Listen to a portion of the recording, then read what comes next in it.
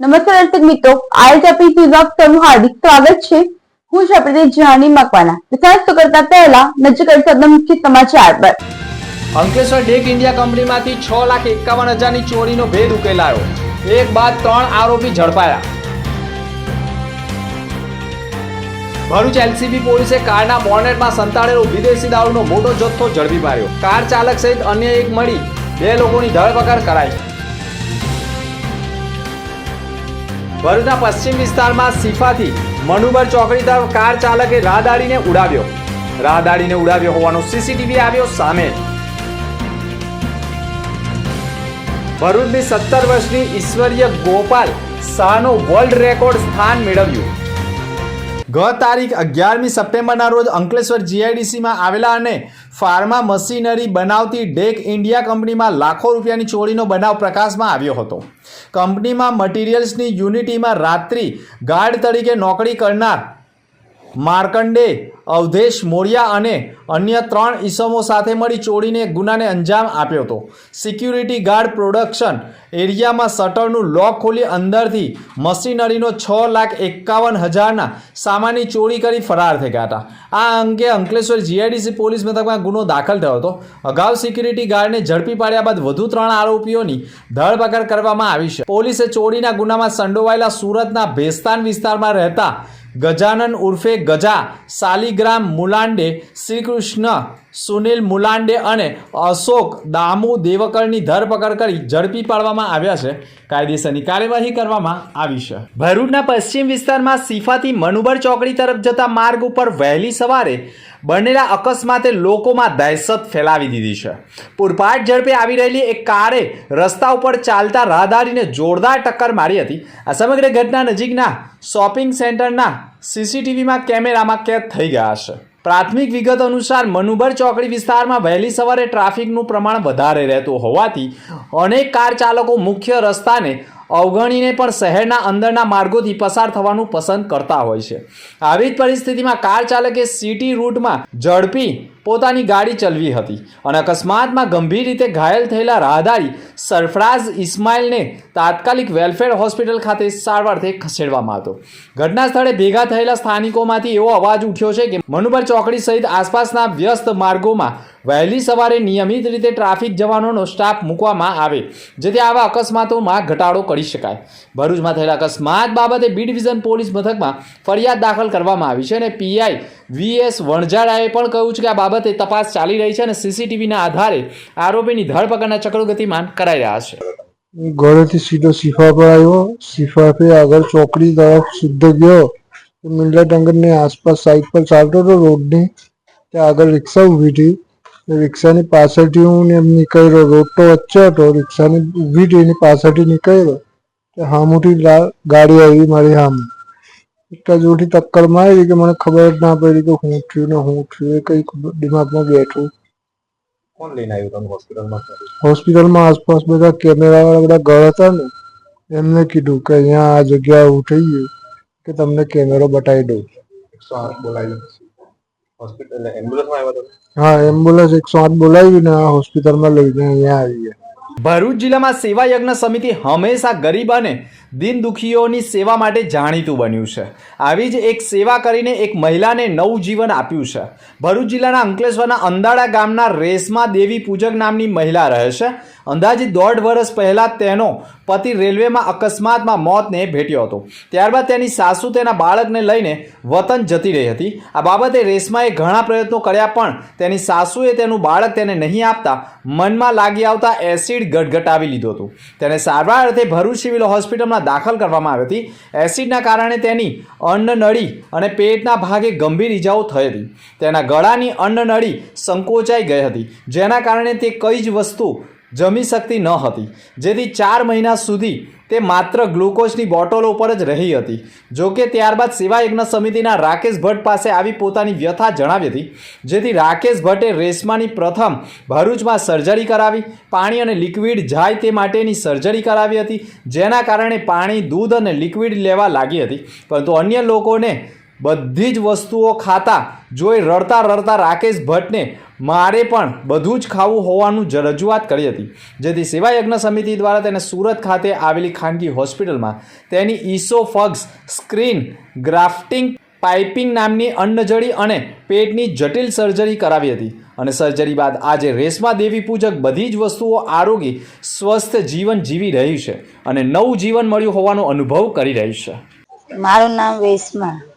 મને ખવાતું નહોતું, અનાજ ન જતું, પાણી નહોતું જતું, તો મેં સિવિલમાં દાખલ હતી. તો મને કોઈ એવું કીધું કે સેવા એટમાં જા, તને રાકેશ સાહેબે મને ઓપરેશન કરાવી નતા. મારું ઓપરેશન હારું થયું તો મેં બધું જ ખાવ પીવું છું. શું શા કારણથી તારાથી ખવાતું પીવાનું શું કરેલું તે તને તકલીફ? મારા છોકરાને મારા સાસુ લોકો લઈ તો મેં ગુસ્સાના મારે એસિડ પી ગઈ હતી. તો મારી પાણી દૂધ કશું નતું જતું, અનાજ નતું જતું. તો મને સિવિલમાં મેં દાખલ થઈને બાટલા ચડાવતા હતા. બાટલા ઉપર સારું રહેલું. પછી મારે અનાજ પાણી મેં સેવા એટમાં આવી તો મને રાકેશ સાહેબે મને ઓપરેશન કરીને મને ત્યાં બધું ખબર પીવાય છે. ભરૂચ જિલ્લામાં ટ્રાફિક જામની સમસ્યા હવે માથાના દુખાવા સમાન બની ગઈ છે. વહેલી સવારથી જ મનુબર ચોકડીથી લઈ શ્રવણ ચોકડી સુધી સતત લાંબો ટ્રાફિક જામ રહેતા શાળાએ જતા બાળકોને ભારે હાલાકી ભોગવવી પડી હતી. ટ્રાફિક જામમાં વાહનો ફસાઈ જતા અનેક વિદ્યાર્થીઓ સ્કૂલોમાં મોડા પડ્યા હોવાના અહેવાલો સામે આવ્યા છે. વહેલી સવારથી ટ્રાફિક જામ થતાં વાહન ચાલકો કલાકો સુધી ટ્રાફિક જામમાં ફસાઈ ગયા હતા. જોકે વહેલી સવારે થઈ રહેલા ટ્રાફિક જામના કારણે નોકરિયાતો અને શાળા કોલેજે જતા વિદ્યાર્થીઓ પણ ટ્રાફિક જામનો ભોગ બનતા હોવાના અહેવાલો સામે આવી ગયા છે. ભરૂચ શહેરની 17 વર્ષની પ્રતિભાશાળી કન્યા ઈશ્વર્ય ગોપાલ શાહે ભારતની સૌથી નાની ઉંમરે ટેરોટ કાર્ડ રીડર બનવાનો વર્લ્ડ રેકોર્ડ મેળવી ભરૂચનું નામ આંતરરાષ્ટ્રીય સ્તરે રોશન કર્યું છે. બાળપણથી જ ભગવાનમાં શ્રદ્ધા, આધ્યાત્મિકતા, સંગીત અને માનસિક શક્તિમાં રસ ધરાવતી ઈશ્વરીને ટેરો કાર્ડ પ્રત્યેનો રસ ધોરણ 10માં અભ્યાસ કરતી તે વખતથી તેની જાણીતા ટેરોટ રીડર અવની દેહડિયા પાસેથી શરૂ કર્યો હતો. ત્યારથી જ તેણે આ ક્ષેત્રમાં પોતાનું ધ્યાન કેન્દ્રિત કરી ખાસ પ્રગતિ હાંસલ કરી છે. ઈશ્વરીનું સ્વપ્ન વિશ્વ પ્રવાસ કરવાનો છે. વિશ્વના વિવિધ દેશોમાં જઈને ત્યાંના લોકોનું નેચર, તેમની પોતાના દેશ શહેર પ્રત્યેની લાગણી અને સન્માનને નજીકથી સમજવાનો તે ઈરાદો ધરાવે છે. તે માને છે કે ભારતના યુવાનોમાં પણ આવો જ વિકાસમય અને સંસ્કારસભર વિચારો વિકસિત શકે છે, માટે પોતાનું યોગદાન આપશે. અને ઈશ્વરીના જણાવ્યા મુજબ નવી પેઢી સોશિયલ મીડિયા, મોબાઈલ અને ઇન્સ્ટાગ્રામ, ફેસબુકમાં વધુ સમય વિતાવે છે. જો યુવાનો વહેલી સવારે ઉઠીને પોતાની અંદરની ઉર્જા, સર્જનાત્મકતા અને પોઝિટિવિટી પર કામ કરે તો જીવનમાં મોટી તક પોતાના હાથમાં લઈ શકાય છે. અત્યારની સિદ્ધિએ ઈશ્વરી જ નહીં પરંતુ સમગ્ર પરિવાર, મિત્રો અને ભરૂચવાસીઓમાં આનંદનો માહોલ છવાયો છે. Young generation for the social media બહુ ટ્રેપ ચાલે છે. સાયકોલોજીનો બહુ મોટો importance for this Facebook, Instagram, this YouTube play કરે છે કે કેમ લોકો ટ્રેપ થાય છે this social media. But four personal growth, for good positive future, it is very important કે તમે આ બધું સ્ટોપ કરો. મેઇનલી ટીનેજર્સ તો બહુ ફાઇન, બહુ ગ્રેટ પોઝિટિવ ફ્યુચર રહેશે. મારું આવનારું ડ્રીમ એ છે કે હું વર્લ્ડ રેકોર્ડ બનાવ્યો છે તો હું વર્લ્ડની બધી કન્ટ્રીઝ એક્સપ્લોર કરું ને ઇન્ડિયામાં પોઝિટિવ ચેન્જીસ એડપ્ટ કરીને એક ઇન્ડિયા બ્યુટીફુલ ડેવલપ કન્ટ્રી બનાવું. ભરૂચ જિલ્લા પંચાયત આયુર્વેદ શાખા હેઠળ આવેલી મેડિકલ યુનિટી હોમિયોપેથી દ્વારા ભરૂચના ડૉક્ટર બાબા સાહેબ આંબેડકર ભવન હોલ ખાતે મફત આયુર્વેદિક હોમિયોપેથિક આરોગ્ય કેમ્પનું આયોજન કરવામાં આવ્યું હતું. કેમ્પનો હેતુ જનસામાન્યને પ્રાચીન આયુર્વેદ અને હોમિયોપેથી સારવાર પદ્ધતિઓ અંગે જાગૃતિ કરવા અને વિવિધ પ્રકારની તબીબી સુવિધાઓ મફતમાં ઉપલબ્ધ કરાવવાનો હતો. આ કેમ્પના ઉદ્ઘાટન પ્રસંગે ભરૂચના ધારાસભ્ય રમેશભાઈ મિસ્ત્રી વિશેષ ઉપસ્થિત રહ્યા હતા. તેમણે આ અંગે કહ્યું હતું કે આજના પ્રદૂષણ યુક્ત અને ભાગદોડ ભર્યા જીવનમાં આયુર્વેદ અને હોમિયોપેથી જેવી પ્રાકૃતિક સારવાર પદ્ધતિઓ લોકોના સ્વાસ્થ્ય માટે અત્યંત અસરકારક સાબિત થઈ રહી છે. તેમણે આવા સુખાકારીના કાર્યક્રમો વધુને વધુ વિસ્તૃત કરવાની જરૂરિયાત પણ વ્યક્ત કરી કેમ્પ આયુર્વેદ શાખાની અધિકારી ડૉક્ટર આમ્રપાલી પટેલ સહિતના તબીબો અને મેડિકલ સ્ટાફે હાજરી આપી હતી. તબીબોની ટીમે ડાયાબિટીસ, બ્લડ પ્રેશર, ચામડીના રોગો, સંધિવા, એલર્જી, માથાનો દુખાવો, કોલ્ડ કફ, પાચન તંત્રથી સમસ્યાઓ સહિત અનેક રોગોની તપાસ કરી અને લોકોનું માર્ગદર્શન આપ્યું હતું અને કેમ્પમાં મોટી સંખ્યામાં નાગરિકોએ ભાગ લીધો હતો. ભારતમાં વડાપ્રધાન નરેન્દ્ર મોદી દ્વારા 2022માં ચિત્તાઓના પુનઃવસવાટ માટે ખાસ ચિત્તા અભિયાન અંતર્ગત મધ્યપ્રદેશના અભયારણ્યમાં ચિત્તાઓને પુનઃવસવાટ માટે લાવવામાં આવ્યા હતા, જેઓની હાલની સંખ્યામાં વધારો થયો છે. ગુજરાતમાં પણ ચિત્તાઓ માટે ખાસ દરખાસ્ત કરવામાં આવી હતી, જેને મંજૂરી મળી છે, જે માટે કચ્છ જિલ્લાની પસંદગી કરવામાં આવી છે.